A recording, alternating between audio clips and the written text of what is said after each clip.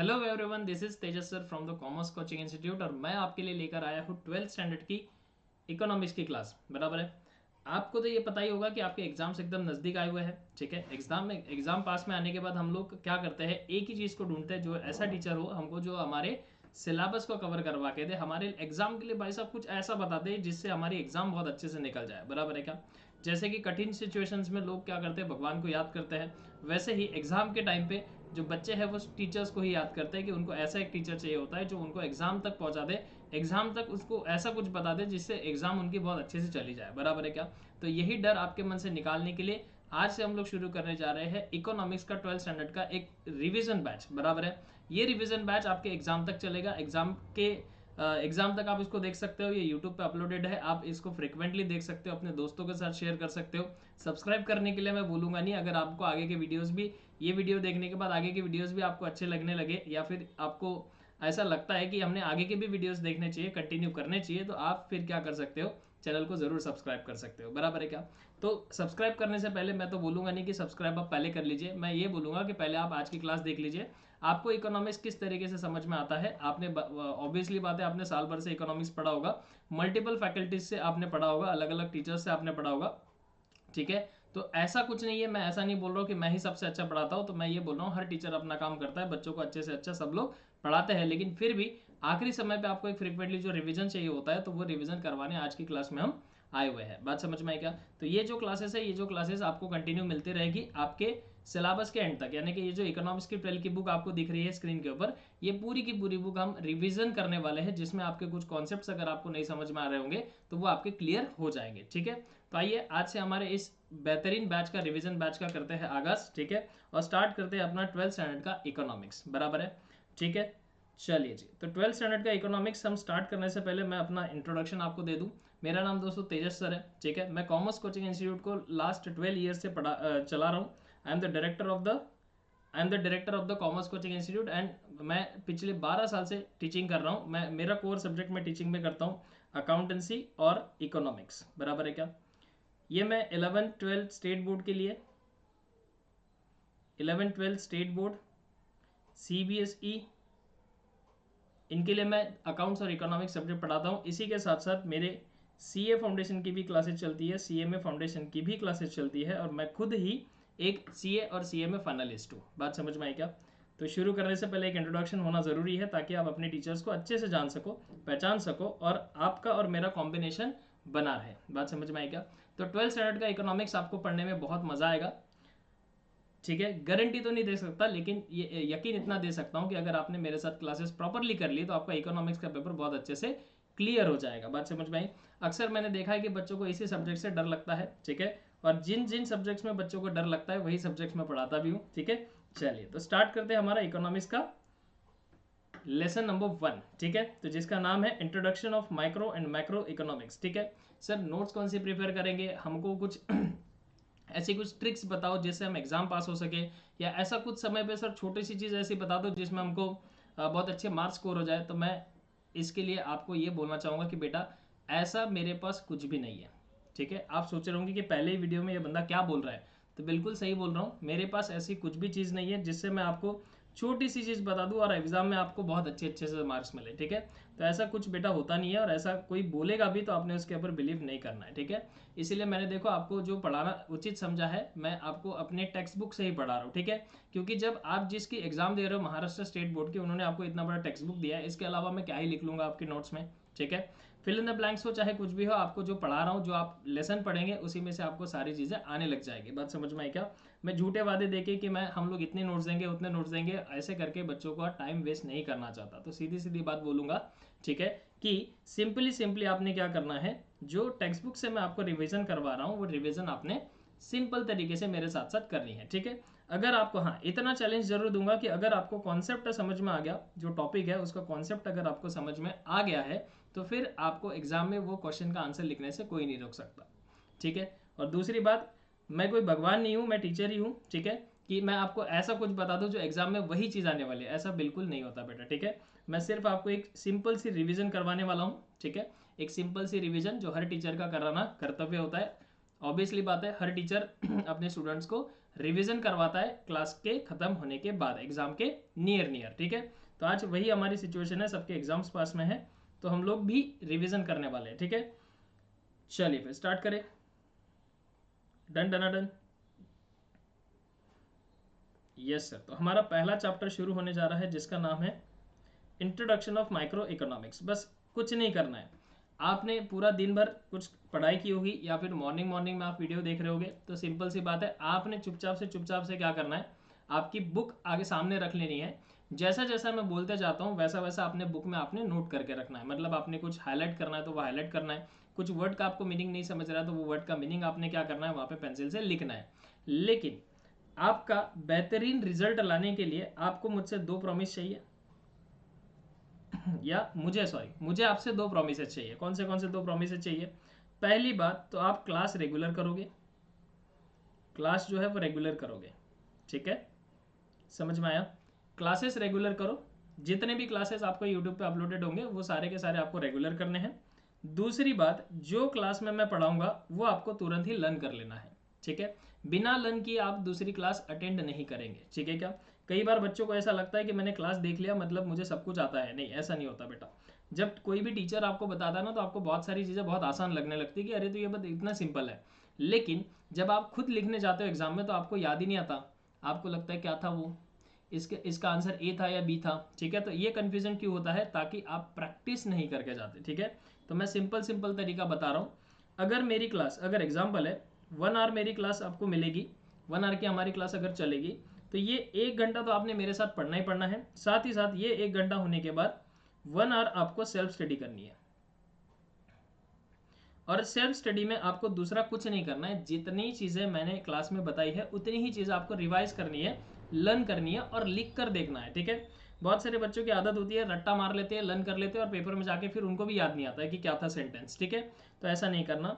Self study करना मतलब जो पढ़ाई हुई चीज़ है उसको क्या कर लेना है, अपने पढ़ाई हुई चीज़ को लर्न कर लेना है। लर्न करने के बाद आपने राइटिंग करके देखना है, उसको लिख के देखना है, ये बहुत इंपॉर्टेंट है। और जो कुछ बच्चे, क्या बहुत सारे बच्चे, 90% बच्चे इसको नहीं करते। लर्न करने के बाद लिख कर नहीं देखते, बोलते ये इजी तो है, ठीक है। मैं जानता हूँ कि सब लोग 12th पूरा साल पढ़ के आए हैं, किसी, ठीक है, किसी किसी का इकोनॉमिक्स ऑलरेडी अच्छा हुआ होगा, कोई ऑलरेडी बैठा होगा पूरा पढ़ाई करके सिर्फ रिवाइज कर रहा होगा, या किसी किसी का कुछ भी नहीं होगा। लेकिन मैं ऐसा समझता हूँ कि मेरे जो क्लास में है वो 0 भी बच्चे बैठे हैं और हीरो भी बच्चे बैठे हैं, ठीक है। लेकिन मैं आपको 0 से हीरो तक पहुंचाना चाहता हूँ। बात समझ में आई क्या? सिंपल सी बात है, ठीक है। तो आपको जो जो मैं बता रहा हूँ वैसा वैसा आपको करना पड़ेगा अगर आपको मार्क्स अच्छे लाने हैं तो, ठीक है क्या? Done done done. या आपकी कोई स्ट्रेटेजी बनी होगी तो आप उसी स्ट्रेटेजी को फॉलो कीजिए। डन। अगर आपको किसी को भी कुछ भी डाउट्स आते हैं तो आप मुझे कांटेक्ट करने की कोशिश कर सकते हैं। कांटेक्ट कैसे करेंगे? तो आप कमेंट बॉक्स में मुझे लिख के भेजिए, कमेंट बॉक्स में आपकी जो भी क्वेरी होंगी वो आप लिख के भेजिए यूट्यूब का कमेंट्स में, ठीक है। और यूट्यूब के कमेंट्स के आपको आंसर जरूर मिलेंगे। आपकी कुछ अगर पर्सनल बहुत ज़्यादा ही बड़ी क्वेरी है तो फिर आप मुझे कांटेक्ट कर सकते हैं, ठीक है। ये जो नंबर दिख रहा है आपको स्क्रीन के ऊपर, इसके ऊपर आप व्हाट्सअप कर दीजिए, ठीक है। आपका नाम, आपका स्टैंडर्ड और आपका कॉलेज, आपकी क्या क्वेरी है वो भी आप इस पर सेंड कर दीजिए। आपका जो क्वेरी है वो सॉल्व हो जाएगा, ठीक है। चलिए, बहुत सारी बातें हो गई है, ठीक है ना। इतनी सारी बातें मैंने, जाने दो अभी क्या ही बताऊँ आपको, ठीक है। तो चलिए स्टार्ट करते हैं पहला नंबर का चैप्टर जिसका नाम है introduction to micro and macro economics, ठीक है। आपने स्टार्टिंग से लेके 12th के ये पढ़ते आए होंगे कि इकोनॉमिक्स की 2 ब्रांचेस होती है, एक माइक्रो इकोनॉमिक्स और मैक्रो इकोनॉमिक्स, ब्ला ब्ला ब्ला ब्ला, ये बहुत सारी चीज़ें आपने पढ़ी होंगी, ठीक है। लेकिन इसी चीज़ों को थोड़ा सा और इंटरेस्टिंगली हम लोग सॉल्व करते हैं, ठीक है। सबसे पहले तो ये बात बताइए कि इकोनॉमिक्स होता क्या है, ठीक है। तो इकोनॉमिक्स की आपने सिंपल सी डेफिनेशन भी सुनी होगी कि इकोनॉमिक्स क्या होता है, कि ह्यूमन के अनलिमिटेड वांट्स को लिमिटेड रिसोर्सेज में सेटिस्फाइड करना, यानी होता है इकोनॉमिक्स। बात समझ में आई क्या? ये सब चीज़ें आपको ऑलरेडी पता है। लेकिन अगर मैं सिंपल सी भाषा में बात करूँ तो इकोनॉमिक्स मतलब क्या होता है, ये मेरा पर्सनल ओपिनियन है, ठीक है। ये कहीं लिखा नहीं है, कुछ नहीं है, ठीक है। और हाँ, एक और बात बता दूं, क्योंकि यूट्यूब पे ये क्लास एकदम सबके लिए फ्री है, ठीक है। तो ये बताना ज़रूरी है कि इस क्लास में बताए जाने वाले सारे एग्जाम्पल्स या सारी घटनाएं जो है वो काल्पनिक है, इसका वास्तविक जीवन से किसी भी प्रकार का कोई भी संबंध नहीं है, ठीक है। अगर मैं कोई एग्जाम्पल ले रहा हूँ या अगर कोई मैं चीज़ बता रहा हूँ तो मेरा उसके पीछे सिर्फ एक ही इंटेंशन है कि जितने भी बच्चे इस क्लास को कर रहे हैं या फिर कभी कभार पेरेंट्स भी उनके साथ क्लास करते हैं, तो उनको ये कॉन्सेप्ट क्या हो जाए, अच्छे से अच्छा समझ में आ जाए, बस दूसरा इसके पीछे कोई भी इंटेंशन नहीं है। ठीक है, समझ में आएगा? हाँ जी जी, चलिए, हाँ जी चलो। तो introduction to micro and macro economics ये चैप्टर है हमारा। ठीक है, तो सबसे पहले बात करते हैं कि इकोनॉमी यानी क्या होता है। मैं एकदम शॉर्टकट में आपको बता देता हूँ। डिटेल में अगर मैं किसी को इकोनॉमी के बारे में अगर बताऊँ, तो वो ओरिजिनल क्लास में जो मेरे बच्चे अटेंड करते हैं, वो ओरिजिनल क्लास के जो बच्चे हैं उनको पता है कि इस टॉपिक को हम एक क्लास पूरा देते हैं समझने के लिए, लेकिन हमको अभी इतना टाइम है नहीं, हमको सिर्फ रिविजन करना है। तो मैं आपको छोटे छोटे कॉन्सेप्ट्स थोड़े थोड़े इससे मैं बताते चलूँगा। ठीक है, अगर आपको डिटेल में क्लास करना है तो आप हमारी क्लासेस ज्वाइन कर सकते हो। अभी तो आप 12 के एग्जाम दे रहे हो, लेकिन अगर आपका कोई कजन सिस्टर छोटा भाई बहन अगर कुछ है, तो आप उसको क्लास के बारे में बता सकते हो, या अगर ज्वाइन करना है उनको तो करवा सकते हो। ठीक है, क्लासेस ऑनलाइन ऑफलाइन दोनों मोड पे अवेलेबल है। किसी को एडमिशन के लिए अगर क्वेरी है तो भी आप या इस नंबर दिए हुए पे व्हाट्सअप कर सकते हो। ठीक है, चलिए, तो इकोनॉमी इकोनॉमी यानी क्या होता है। तो देखो, मेरा पर्सनली ऐसा मानना है कि इकोनॉमी को समझने से पहले अगर मैं आपको इन्वायरमेंट के बारे में पूछूं, सबने इन्वायरमेंट पढ़ा है, ईवीएस पढ़ा है? हाँ सर पढ़ा है। इन्वायरमेंट आपने पढ़ा है, ईवीएस की टीचर, आपको 10th तक ईवीएस ये सब्जेक्ट था। ठीक है, तो उसमें हमको दो चीजें बताई जाती है कि एक ना नेचुरल इन्वायरमेंट था। एक कौन सा इन्वायरमेंट है? एक इन्वायरमेंट रहता है नेचुरल और एक रहता है मैनमेड। समझ में आया? हाँ जी। तो नेचुरल इन्वायरमेंट और मैनमेड इन्वायरमेंट, इन दोनों में से ये जो नेचुरल इन्वायरमेंट है इसके बारे में तो आपने पढ़ लिया, एयर, वाटर, है ना, सन, ये सब चीज़ें, air pollution, water pollution, soil pollution, ये सब चीज़ें आपने ऑलरेडी सीखे हुए हैं। ये जो इन्वायरमेंट है जो हमको ऑलरेडी नेचर से गिफ्टेड है, ठीक है, इसको बोलते हैं नेचुरल इन्वायरमेंट। ठीक है, और जो इंसान ने बनाया है ना, इसी को इकोनॉमी कहते हैं। ये भी तो एक प्रकार का इन्वायरमेंट है, ये भी तो एक प्रकार की दुनिया है। तो जो ऐसी दुनिया जिसको इंसान ने बनाया, उस दुनिया को हम नाम देते हैं इकोनॉमी। ठीक है, क्या बात समझ में आई? इकोनॉमी के अंदर बहुत सारी चीजें आ गई। इकोनॉमी के अंदर पॉपुलेशन से लेके, पॉवर्टी से लेके, बिजनेस से लेके, एवरीथिंग। लेकिन ये सारी की सारी चीजें किसने बनाई हुई है? इंसान ने बनाई है। भगवान ने तो सिर्फ इंसान बनाया और इंसान ने बाकी सारी चीजें बनाई है। तो इंसान ने जितनी भी सारी चीजें बनाई है ना, उसी को हम लोग क्या कहते हैं बेटा? इकोनॉमी कहते हैं। बात समझ में आई क्या? Yes sir. चलिए, अब इसी इकोनॉमी को अगर किसी को और भी नहीं समझाऊंगा कि इकोनॉमी यानी क्या होता है, तो मैं आपको बता दूं कि इकोनॉमी यानी आप जब घर से बाहर कदम रखते हो तो जितनी भी सारी दुनिया आपको दिख रही है, वो पूरी की पूरी दुनिया को हम अपने देश की, नेशन की, अपने इंडिया की क्या मानेंगे? इकोनॉमी मानेंगे, जिसको नेशनल इकोनॉमी कहते हैं। ठीक है, चलिए आइए अब आगे बढ़ते, आगे कहानी बढ़ाएंगे। अब इसी बड़ी सी इकोनॉमी को स्टडी करना है, इसी बड़ी सी इकोनॉमी को, बड़ी सी दुनिया को क्या करना है? स्टडी करना है। तो ये बड़ी सी दुनिया ना दो हिस्सों में बांटी गई है। बड़ी सी जो इकोनॉमी है उसको दो हिस्सों में बांटा गया है। ठीक है, अब आप बोलेंगे सर बांटने की क्या जरूरत है, डायरेक्ट डायरेक्ट नहीं बढ़ा सकते थे क्या? तो बेटा देखो, ऐसे है ना कि अभी आपके एग्जाम्स हैं। ठीक है, अभी आपके एग्जाम्स है, तो आपने सब्जेक्ट वाइज अपना शेड्यूल बनाया होगा कि नहीं बनाया होगा? मतलब आपको एग्जाम तो सारे सब्जेक्ट्स की देनी है, लेकिन आपने क्या अपने सब्जेक्ट्स को प्रॉपरली डिवाइड किया होगा? ये एक चैप्टर में इतने दिन में पढ़ूंगा, ये दूसरा चैप्टर में इतने दिन में पढ़ूंगा, ऐसा डिवाइड किया हुआ है, तभी जाके आप प्रॉपरली उसको पढ़ पा रहे हो। तो यस, इसीलिए किसी भी चीज़ को पूरा कंप्लीट करने से पहले उसके डिवाइड करना जरूरी है और उसको डिटेल में धीरे धीरे पढ़ना जरूरी है। बात समझ में आए क्या? क्या आप एक ही टाइम पे सारे सब्जेक्ट एक साथ लेके बैठते हो? अकाउंट, इको, एसपी, ओसी सब सब्जेक्ट एक साथ लेके बैठते हो क्या पढ़ाई करने के लिए? नहीं सर, मूड किया एक क्वेश्चन मैंने एसपी का लर्न कर लिया, मूड किया मैंने एक क्वेश्चन अकाउंट का सॉल्व कर लिया, मूड किया मैंने थोड़ा सा टॉपिक ओसीएम का पढ़ लिया, और अगर मूड खराब हो गया तो मैंने तेजस सर की क्लास लगा ली। बात समझ में आई क्या? यूट्यूब पे चालू कर दी, मूड ऑटोमेटिकली क्या हो जाएगा? फ्रेश हो जाएगा? नहीं, ऐसा नहीं है। ठीक है, आप क्या करते हो? धीरे धीरे सारे टॉपिक्स को आप कवर करते चलते हो, और ऐसा आपका पूरा सिलेबस कवर होता है। बात समझ में आई कि नहीं आई? तो उसी प्रकार से इकोनॉमी को अगर डिटेल में स्टडी करना है तो उसको दो पार्ट में डिवाइड करना उचित समझा। किसने? मैंने नहीं, इकोनॉमिस्ट लोगों ने। ठीक है, तो इकोनॉमिस्ट लोगों ने क्या किया? इस इकोनॉमी को, संपूर्ण पूरी इकोनॉमी को दो हिस्सों में बांटा है, और एक का नाम दिया है माइक्रो और एक का नाम दिया है मैक्रो। ठीक है, माइक्रो मतलब मैं बोलता हूँ ये इसका नाम है छोटे, और मैक्रो मतलब इसका नाम है बड़े। ठीक है, छोटे मियाँ बड़े मियाँ में दोनों डिवाइड कर दिए गए। इकोनॉमी को, पूरी दुनिया को दो हिस्सों में बांटा गया, एक का नाम दिया छोटे मियाँ और एक का नाम दिया बड़े मियाँ। ठीक है, क्या बात समझ में आई? अब छोटे मियाँ बड़े मियाँ यानी कि माइक्रो इकोनॉमिक्स और मैक्रो इकोनॉमिक्स, ये इकोनॉमी को दो हिस्सों में डिवाइड किया किसने? तो आ जाओ, यही आपका इंट्रोडक्शन है सिंपल सी भाषा में अगर हम लिखेंगे तो। बोलता है micro economics and macro economics are the two main branches of the modern economics. ठीक है क्या? तो micro economics and macro economics ये दो बड़ी सी क्या है ब्रांचेस है किसकी? इकोनॉमी की। इकोनॉमी को दो हिस्सों में बांटा गया, एक है माइक्रो इकोनॉमिक्स, एक है मैक्रो इकोनॉमिक्स। बात समझ में आई क्या? अब ये जो माइक्रो टर्म है, ये जो माइक्रो टर्म है ये कहाँ से लाई गई है? तो देखो, the term micro is derived from the Greek word, इसको माइक्रोस भी बोलते हैं, कोई लोग मिक्रोस भी बोलते हैं। ठीक है, आपको जैसा बोलना है वैसा बोलो, हमको क्या करना है पेपर में प्रोनाउंसिएशन तो बोलना नहीं है, पेपर में क्या करना है बस लिख के दिखना है, लेकिन बच्चों स्पेलिंग गलत नहीं करना। ठीक है क्या? हाँ, समझ में आया क्या? तो जो माइक्रो है इस वर्ड को लाया कहाँ से गया? सॉरी सॉरी सॉरी, हाँ जी, तो जो माइक्रो है उसको वर्ड्स को लाया कहाँ से गया? ग्रीक वर्ड से लाया गया, माइक्रोज से। बराबर है क्या? समझ में आया क्या? यस। अब इसका मतलब क्या होता है, इस वर्ड का मतलब क्या होता है? स्मॉल और द मिलीनियंथ पार्ट, मतलब छोटा छोटा हिस्सा। क्या आपने माइक्रोस्कोप देखा है कभी? क्या आपने माइक्रोस्कोप देखा है? आप सभी लोग 10th की क्लास में पढ़े हो, मैं ये अज्यूम कर रहा हूँ कि सब लोग यहाँ पे अगर स्टेट बोर्ड की क्लास करने के लिए बैठे हैं तो सभी लोगों की जो स्टडी है 10th तक के स्टेट बोर्ड से हुई है। क्या आपने साइंस लेबोरेटरी में कभी कदम रखा था? हाँ सर, लगा था। ठीक है, साइंस लैब में आपको आपको एक प्रैक्टिकल हुआ करता था, उसमें आपको क्या करना पड़ता था? माइक्रोस्कोप से देखना पड़ता था। बात समझ में आई?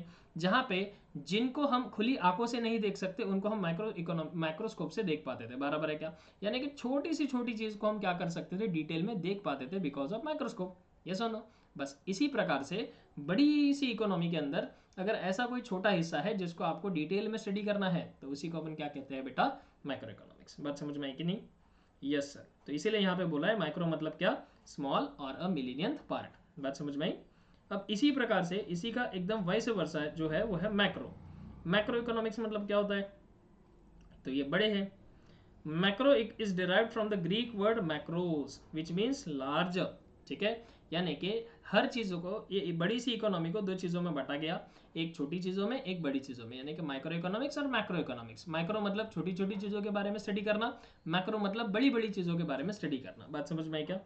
यस सर, इसको आगे और डिटेल में पढ़ेंगे। These terms were coined by, और ऐसा काम करने वाले उस महापुरुष, पुरुष नहीं महापुरुष का नाम क्या है? नॉर्वेजियन इकोनॉमिस्ट जिसका नाम था रैग्नर फ्रिज। ठीक है, और ये कहाँ के थे बेटा? ओस्लो यूनिवर्सिटी 1933 में इन्होंने ये कामगिरी की। ठीक है, इन्होंने ये इन्वेंशन किया कि बड़े से इकोनॉमी को छोटी छोटी दो ब्रांचेस में क्या कर दिया? डिवाइड कर दिया। ये चाचा कैसे दिखते हैं? ये देखो यहाँ पे इनकी सेल्फी है। ठीक है सर, ये सेल्फी है? हाँ, उस जमाने की इसको सेल्फी बोलेंगे। बात समझ में आई क्या? अरे क्लियर है क्या? तो ये उनकी सेल्फी यहाँ पे हमको दी हुई है। ठीक है, तो कैसी लगी आपको मैक्रो, ये रैग्नर चाचा की हमारी सेल्फी कैसी लगी? आप कमेंट में लिख के बताइए कि रैग्नर चाचा की सेल्फी आपको लगी कैसे। ठीक है, देखो तो ये जो हमने ऊपर यहाँ पे पढ़ा तो कितनी बातें पढ़ी, इधर ध्यान दो, सब लोग इधर ध्यान देंगे। हमने दो ही चीज़ें सीखी कि बड़ी सी इकोनॉमी को दो हिस्सों में बांटा गया, एक माइक्रो एक मैक्रो। ठीक है, माइक्रो मतलब क्या होता है? स्मॉल और मिलीनियंथ पार्ट। ठीक है, और मैक्रो मतलब क्या होता है? लार्ज और एग्रीगेट। लार्ज मतलब बड़ी चीज़ों को अगर स्टडी करना है तो उसको हम मैक्रो इकोनॉमिक्स बोलेंगे, और छोटी छोटी चीज़ों को स्टडी कर रहा है तो उसको हम माइक्रो इकोनॉमिक्स कहेंगे। बात समझ में आई? मैं जनरली जो एग्जांपल लेता हूँ वो यहाँ पे आपको वापस देता हूँ, ध्यान दो। मैं क्लास में एग्जांपल यही देता हूँ, आपको भी मैं यहाँ पे एग्जांपल एक दूंगा। ठीक है, चलिए ध्यान दीजिए। हाँ, एक और सीक्रेट बात है, ये आपके और मेरे बीच में है।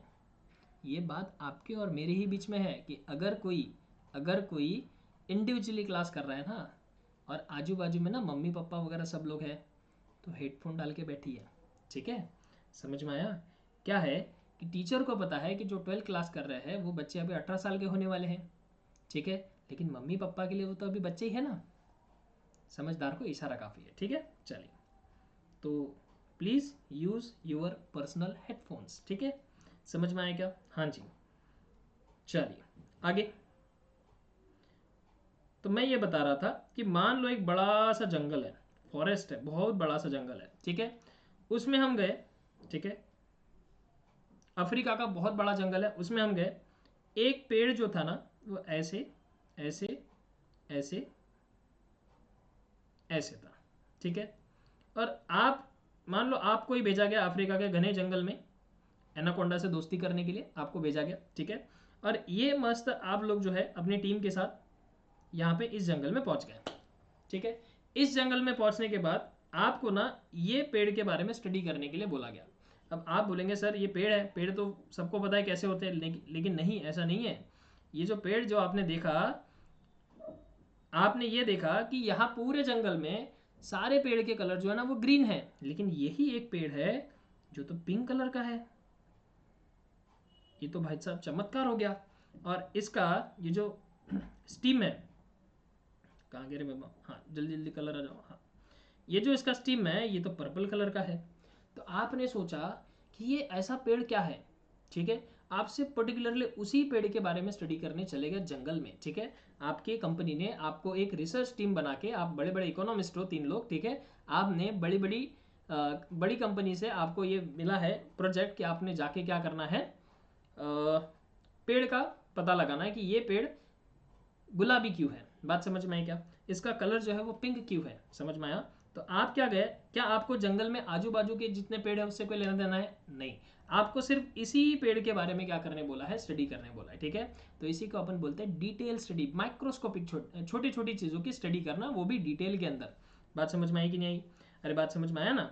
हाँ, अब अगर इतना भी नहीं समझा होगा तो आपको तो पता ही है, हमारे घर के आजू बाजू जब झगड़ा चलते रहता है ना, तो देखने का सबसे बड़ा इंटरेस्ट हमको ही आता है। बात समझ में आई क्या? किसका झगड़ा चल रहा है, नहीं दिख रहा होगा तो खिड़की से झाँक झाँक के, टेरिस पे जा जाके देखेंगे कौन किसको मार रहा है, बराबर है क्या? और ये पता करने की हमको बड़ी आदत रहती है कि झगड़ा हो क्यों रहा है। बात समझ में आई क्या? अरे क्लियर है क्या? उसमें एक दूसरे को मार रहे पीट रहे तो और भी मजा आता है। ठीक है ना, गाली गलौज करो तो थोड़ा सा एंटरटेनमेंट कम होता है, लेकिन अगर मारपीट हो रही है तो फिर तो और ही मजा आता है। बात समझ में आई क्या? लेकिन ये जानने की जरूरत, आप समझते हो ना कि ये झगड़ा हो क्यों रहा है। बात समझ में आई? तो ये जो चाहत है ना डिटेल में जानने की, इसी को माइक्रो इकोनॉमिक स्टडी कहते हैं। लेकिन आप जो डिटेल में जानने की चाहत आप वहाँ पे झगड़ा पे लगा रहे हो तो वो गलत है। आपने थोड़ा सा अगर इकोनॉमी को पढ़ने की ज़रूरत की, मतलब इकोनॉमी को पढ़ने की आपने थोड़ा सा सोचा, तो इकोनॉमी के किसी भी एक पर्टिकुलर चीज़ को अगर आप डिटेल में स्टडी कर रहे हो तो उस कॉन्सेप्ट का हम नाम देंगे माइक्रो इकोनॉमिक्स।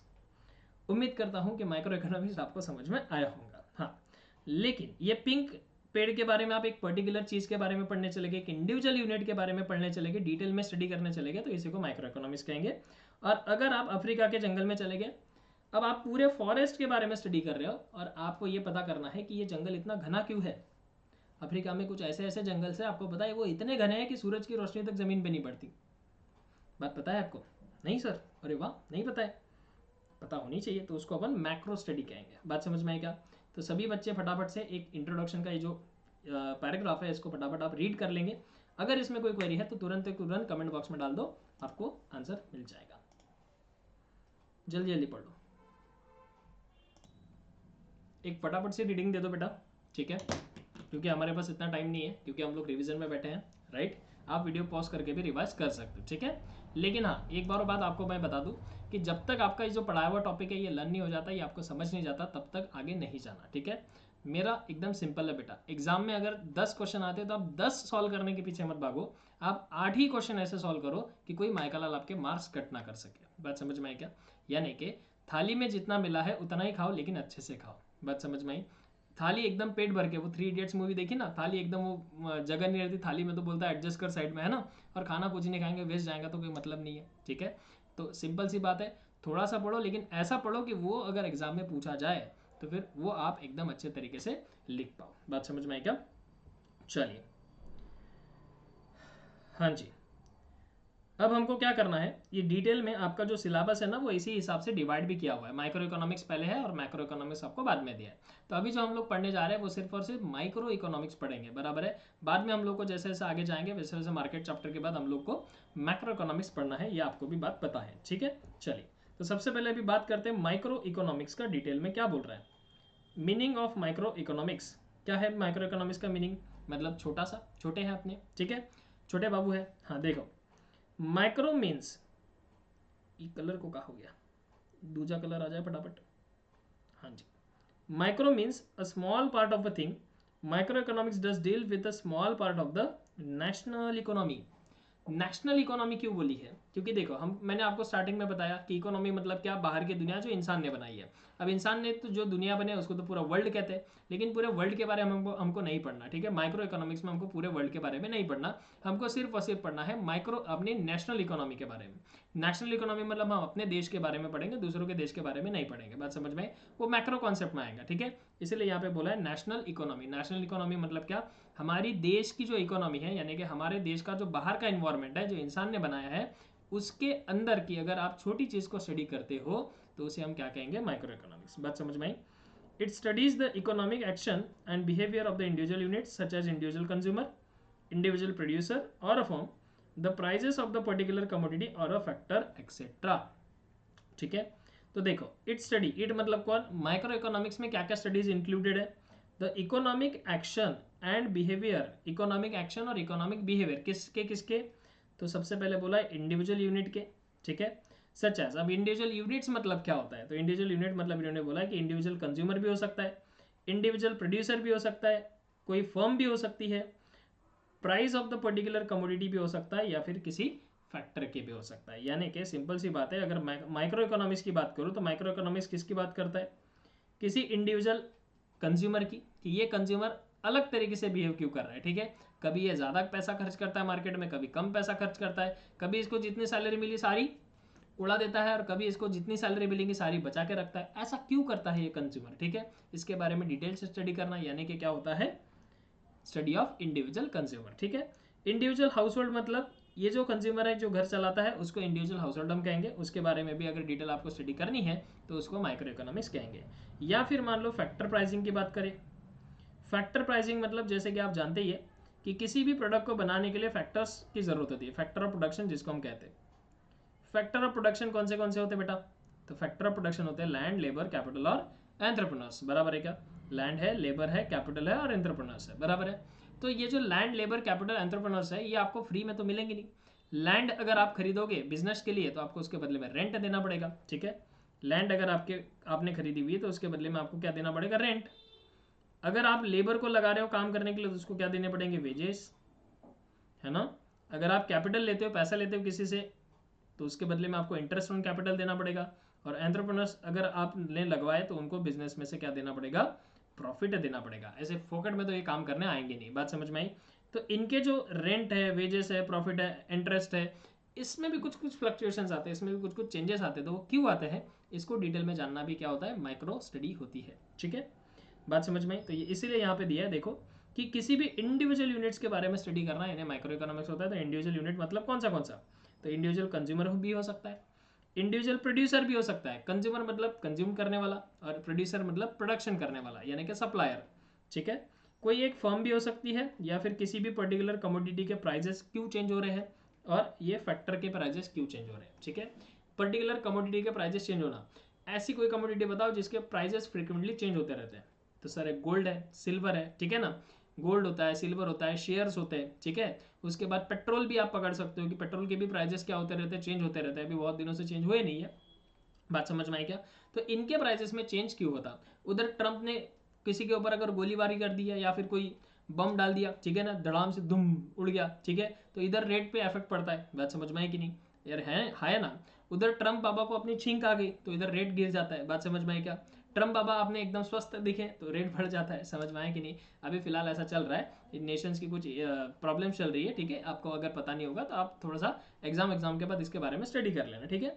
तो अगर अदर कंट्रीज में भी कुछ हो रहा है तो उसका इम्पैक्ट हमारे इकोनॉमी पे देखने को मिलता है। तो ये क्यों होता है, कैसे होता है, ठीक है। कैसे पेट्रोल के प्राइसेस इंपैक्ट करेंगे, कैसे गोल्ड के रेट इंपैक्ट करेंगे, कैसे सिल्वर के रेट इंपैक्ट करेंगे। तो ये सारी बातें अगर डिटेल में स्टडी करना है तो उसी स्टडी को हम माइक्रो इकोनॉमिक स्टडी कहते हैं, ठीक है।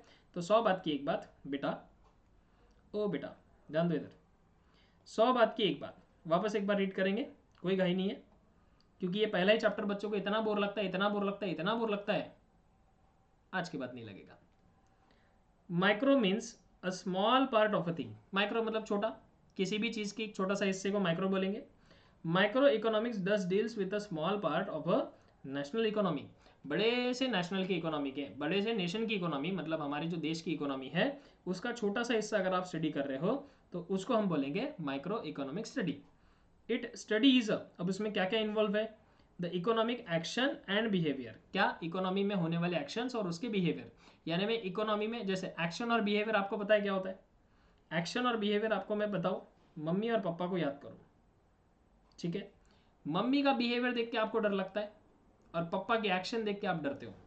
पापा के एक्शन से आप डरते हो और मम्मी के बिहेवियर से आप डरते हो, ठीक है क्या। पापा के एक्शन मतलब अगर पापा से कुछ कहा तो पापा सीधा गाल ही लाल कर देते हैं, बात समझ में आई कि नहीं, वो हो गया एक्शन, ठीक है ना। ऐसा नहीं है, ऐसा नहीं है। अगर मान लो हमारी इंडियन गवर्नमेंट ने, जो नरेंद्र मोदी जी है, ठीक है ना, प्राइम मिनिस्टर ऑफ इंडिया, ठीक है, तो उन्होंने अगर कुछ ऐसा डिसीजन लिया, उसके कारण उसका इम्पैक्ट क्या पड़ता है हमारी इकोनॉमी के ऊपर, यानी इकोनॉमी किस तरीके से बिहेव करने लगेगी, तो उसे हम कहते हैं एक्शन एंड बिहेवियर। इसके बारे में स्टडी करना कि अगर हम कोई एक्शन लेंगे तो उसका बिहेवियर हमारे इकोनॉमी के ऊपर क्या पड़ेगा। It is a study of action and behaviour, ठीक है। अब किसका किसका एक्शन और किसका किसका बिहेवियर, तो पूरे इकोनॉमी का क्या नहीं, ये सिर्फ एक्शन और बिहेवियर चेक करेगा या एक्शन और बिहेवियर के बारे में स्टडी करेगा सिर्फ और सिर्फ इंडिविजुअल यूनिट्स के एक्शन और इंडिविजुअल यूनिट्स के बिहेवियर के बारे में। एक एग्जांपल सिंपल सा देता हूँ कि अगर मोदी जी ने बोला कि मेरे भाइयों और बहनों, कल सुबह से जो पेट्रोल है वो सिर्फ और सिर्फ 50 रुपए लीटर मिलने लगेगा, तो ये हो गया एक्शन, ठीक है। अब इसका बिहेवियर क्या होगा बताओ, इसका बिहेवियर क्या होगा, इसका बिहेवियर ये होगा कि इकोनॉमी में लोगों की परचेस ऑफ व्हीकल्स, जो व्हीकल्स परचेस करने की डिमांड है वो बढ़ जाएगी, लोग खरीदना व्हीकल चालू कर देंगे क्योंकि पेट्रोल सस्ता हो गया, बात समझ में आएंगे नहीं। हर कोई पब्लिक ट्रांसपोर्ट में जाने के लिए नहीं सोचेगा, सब लोग अपना पर्सनल व्हीकल लेके निकलने के लिए सोचेंगे। आपके घर में मान लो अगर कार प्लानिंग कर रहे हैं पिछले 2 साल से, तो अब वो कार प्लानिंग आप जल्दी पूरी करोगे क्योंकि पेट्रोल सस्ता हो गया।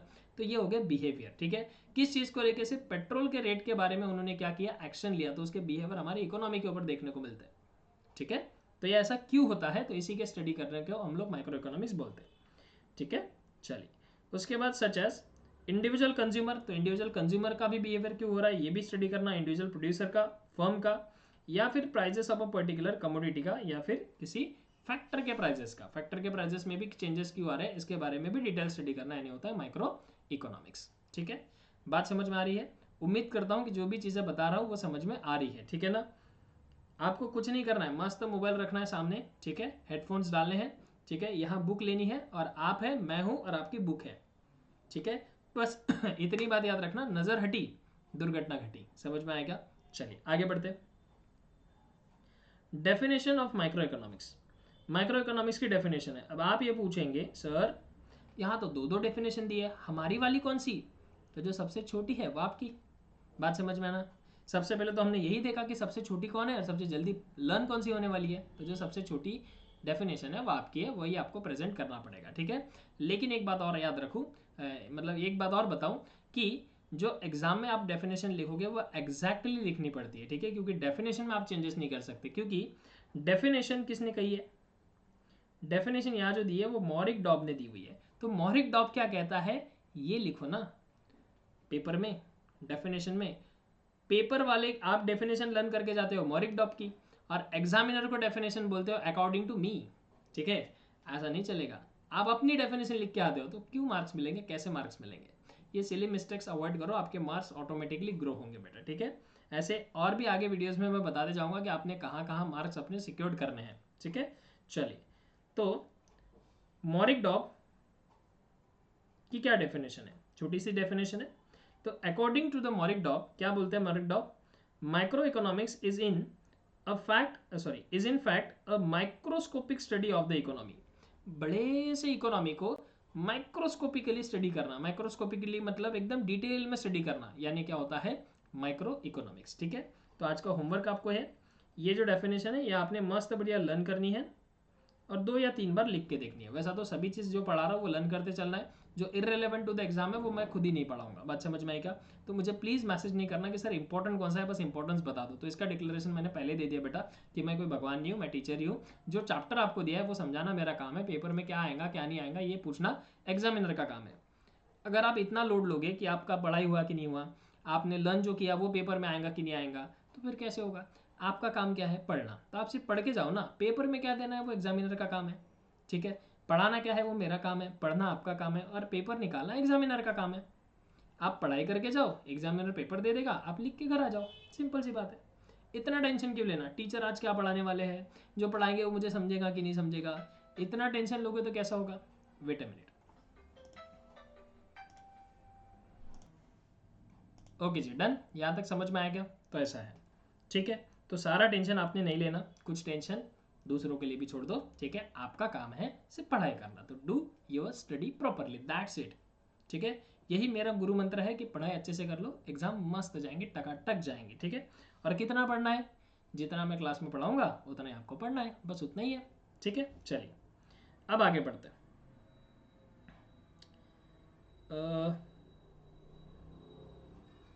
एक काम करेंगे, डेफिनेशन तक ही आज की क्लास ठीक है, ठीक है। आज की इंट्रोडक्शन की क्लास है, आपको आज पहले दिन थोड़ा सा जल्दी छुट्टी हो जाएगी, ठीक है क्या? तो डेफिनेशन तक ही हम ठीक ठाक करते हैं, ठीक है। इसके बाद वाली कहानी जो है अगले क्लास में हम लोग करेंगे। अगले क्लास में हम लोग सिर्फ फीचर्स और स्कोप और इंपॉर्टेंस ऑफ माइक्रो इकोनॉमिक्स की स्टडी करेंगे। उसके बाद नेक्स्ट जो क्लास आएगी उसके मैक्रो इकोनॉमिक्स पढ़ेंगे और हमारा ये चैप्टर फिनिश हो जाएगा। बात समझ में आई क्या? तो आज की क्लास में जितनी बातें मैंने बताई अगर आपको समझ में आ गई होंगी तो अब मैं कहता हूँ, और अगर आपको लग रहा होगा कि यह बंदा हमको इस बंदे के टीचिंग से या इस बंदे के क्लास अटेंड करने से हमको कुछ तो फायदा होने वाला इन फ्यूचर, तो ऑब्वियसली बात है आप चैनल को सब्सक्राइब कर सकते हैं। बात समझ में आई क्या? और दोस्तों के साथ शेयर करना ना भूले, ताकि कर भला तो हो भला। समझ में आएगा? चलिए बेटा, बाकी की बातें हम लोग नेक्स्ट क्लास में करेंगे। तब तक के लिए बाय बाय, टेक केयर और गॉड ब्लेस यू। क्लास आपको आज का कैसा लगा कमेंट में बताना ना भूलिएगा। Thank you very much.